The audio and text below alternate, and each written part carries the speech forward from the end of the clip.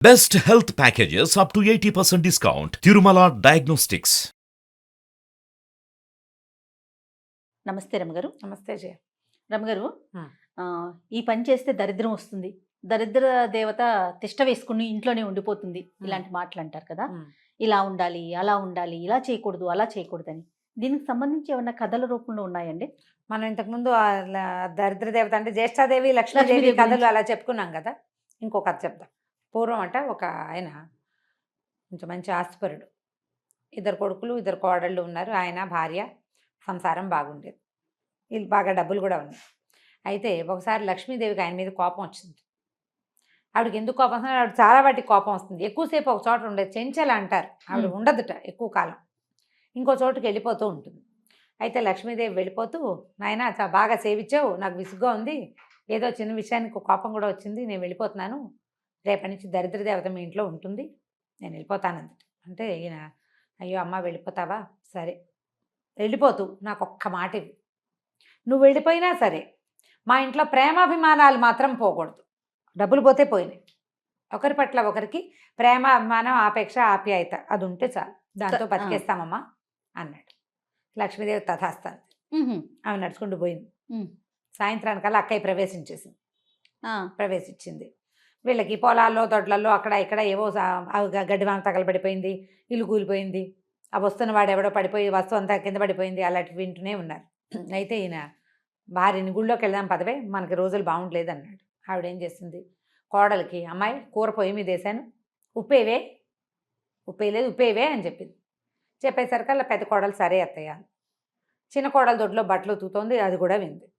పెద్ద కోడలు ఏం చేసింది, కూర కొంచెం మగ్గాక ఉప్పు జల్లి మూత పెట్టింది. చిన్న కోడలు బట్టలు ఆరేసేసి లోపలికి వచ్చి, అక్కయ్య వేసిందో లేదో, ఏమిటో మూత కదిలినట్టే లేదని చిన్న కోడలు కూడా వేసింది. ఒక గంట పోయాక అత్తగారు గుళ్ళో నుంచి వచ్చింది.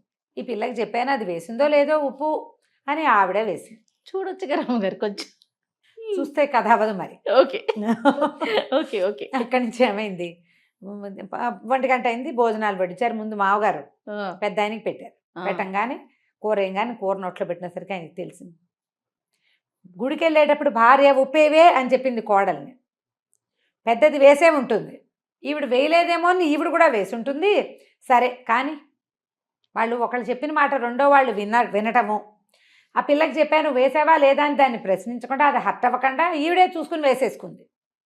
సరే అని ఉప్పు కూరే తినేసాడు మాట్లాడకండి. అక్కడి నుంచి 10 నిమిషాలాగే నాన్న మజ్జిగన్నంలోకి కూర అన్నంలో తింటుండగానే కొడుకు వచ్చాడు లోపలికి. నువ్వు కాళ్ళు కడుక్కో, అన్నం వడ్డిస్తానంది అమ్మ. నాన్న తింటున్నాడు, కొడుక్కి కూడా వడ్డించారు. కూర వేస్తే కూర నాన్న చూస్తే కూర తినేసాడు. కూర పారేసినట్టు కానీ, కూర బాగులేదని తిట్టినట్టు కానీ వినపడలా. వాతావరణం వల్ల లేదు లేదు, మామూలుగానే ఉన్నారు. వీడు ఏమంటాడు, నాన్న తినేస్తే నేను నోరెత్తటం ఎందుకు అదే కదా అని చెప్పి తినేసాడు. అక్కడి నుంచి మగవాళ్ళు వెళ్ళిపోయారు బయటికి, అన్నాలు తినేసి. అత్త కోడళ్ళు వడ్డించుకున్నారు. కూర నొట్ట పెట్టగానే ఒకళ్ళ మొహాలు ఒకళ్ళు చూసుకున్నారు. అర్థమైంది ముగ్గురికి, వాళ్ళు వేశారు మనం కూడా వేసామని. మగవాళ్లే మాట్లాడపోతే మనం మాట్లాడటం ఎందుకు? నోరు గట్టిగా మోసుకుని ఉప్పేసి 3 సార్లు ఉప్పేసిన కూరని కిక్కురు మనకండా తినేశారు. బాగుంది. సాయంకాలం దరిద్ర దేవత వచ్చి యజమాని దగ్గర నుంచుంది.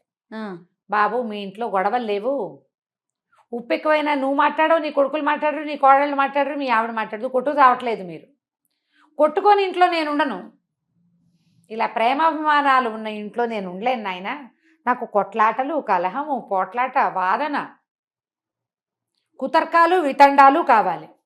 కుతండాలు అంటే ఏంటి చెప్తా. కుతర్కము వితండము 2 పద్ధతులు. తర్కం అంటే లాజిక్, కుతర్కం అంటే అవతలవాడు విడమర్చి చెప్పినా కూడా ఇంకో కొత్త దాన్ని తీయటం అనమాట. మీనింగ్లెస్ లాజిక్ ని కుతర్కం అంటారు. వితండం మనకు వితండవాదం, అడ్డంగా వాదించడం, అడగోలు వాదనలు. అక్కడి నుంచి వెళ్ళిపోతాను నేను ఉండలేను అని వెళ్ళిపోయింది. ఆవిడ వెళ్ళంగానే ఎవరు వస్తారు? లక్ష్మీదేవి వచ్చేస్తుంది. సూపర్. ప్రేమాభిమానాలు ఉన్న చోట దరిద్రం ఉండదు. ఒకవేళ డబ్బు లేకపోయినా, ఫెసిలిటీస్ లేకపోయినా, అవకాశాలు లేకపోయినా, ప్రపంచంలో పేరు ప్రఖ్యాతులు లేకపోయినా, ఆరోగ్యం లేకపోయినా కూడా ప్రేమాభిమానాలు ఉంటే హాయిగా ఉంటుంది జీవితం. నీతో నేను పడలేకపోతున్నాను అంటే ఇబ్బంది కదూ. కదా, కొట్టుకుంటూ ఉంటారు అన్నిటికీ. డబ్బులు ఉంటాయి, ఏం ప్రయోజనం? వాదించుకుంటారు ప్రతిదానికి. డబ్బు ఉంది, ఏం ప్రయోజనం? అదే దరిద్రం అంటే డబ్బు లేకపోవటమో సమృద్ధి లేకపోవటమో కాదు. కాదు, అవునవును. మనశ్శాంతి కదా. సంతోషం లేకపోవటం, మనశ్శాంతి లేకపోవటం, ప్రశాంతత లేకపోవటమే దరిద్రం. సాధారణ దరిద్రం అనగానే మనం డబ్బు లేనివాడు దరిద్రుడు అనుకుంటాం. డబ్బు లేనివాడు దరిద్రుడు కాదు. వాడి దారిద్ర్యం కేవలం డబ్బు లేకపోవడం అనే విషయంలోనే ఉంటుంది. ఇవి ఉన్నాయి చూడు, ఈ లక్షణాలు, ఇవన్నీ కూడా మనుషుల్ని వాటి నుంచి పాడు చేసేస్తాయి. ఏమున్నా ఏ ప్రయోజనము లేదు. స్వప్రయోజనాల కోసమే పనిచేయటం, పక్కవాడు చేసిన ప్రతి పనిని విమర్శించటం, ఇలాంటి వాటి చోట దరిద్ర దేవతే ఉంటుంది, కానీ లక్ష్మి ఉండదు.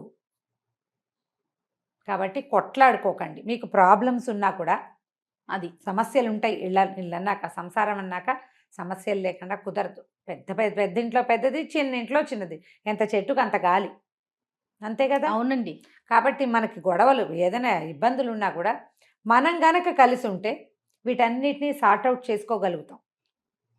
మనం గొడవ పడితే మనకున్న సమస్యతో పాటు గొడవ కూడా యాడ్ అవుతుంది. యాడ్ అయిపోతుంది కదా. యాడ్ చేసుకోవద్దు. డబ్బులు లేకపోయినా సంతోషంగా ఉండొచ్చు. సంతోషం సగం బలం అన్నారు. అవును. కాబట్టి ఈ బలాలని యాడ్ చేసుకోండి. తప్పకుండా. మన ఇంట్లో నుంచి దరిద్ర దేవతని పారద్రోలండి పూర్తిగా. ప్రతి ఇంట్లో నుంచి అసంతృప్తులు, అసహనాలు, విపరీతపు ధోరణులు, వీటికి స్వస్తి చెప్తే హాయిగా ఆటోమేటిక్గా హాయిగా మనకు అంతే చాలు కావాల్సిన కదండి. సమృద్ధి అది వచ్చేస్తుంది కూడా. అది సమృద్ధి ఆటోమేటిక్గా వస్తుంది. లేకపోయినా మనం హాయిగానే ఉంటాం. అది కాబట్టి ఈ బలాలని యాడ్ చేసుకోండి. తప్పకుండా. మన ఇంట్లో నుంచి దరిద్ర దేవతని పారద్రోలండి పూర్తిగా. ప్రతి ఇంట్లో నుంచి అసంతృప్తులు, అసహనాలు, విపరీతపు ధోరణులు, వీటికి స్వస్తి చెప్తే హాయిగా ఆటోమేటిక్గా హాయిగా మనకు అంతే చాలు కావాల్సిన కదండి. సమృద్ధి అది వచ్చేస్తుంది కూడా. అది సమృద్ధి ఆటోమేటిక్గా వస్తుంది.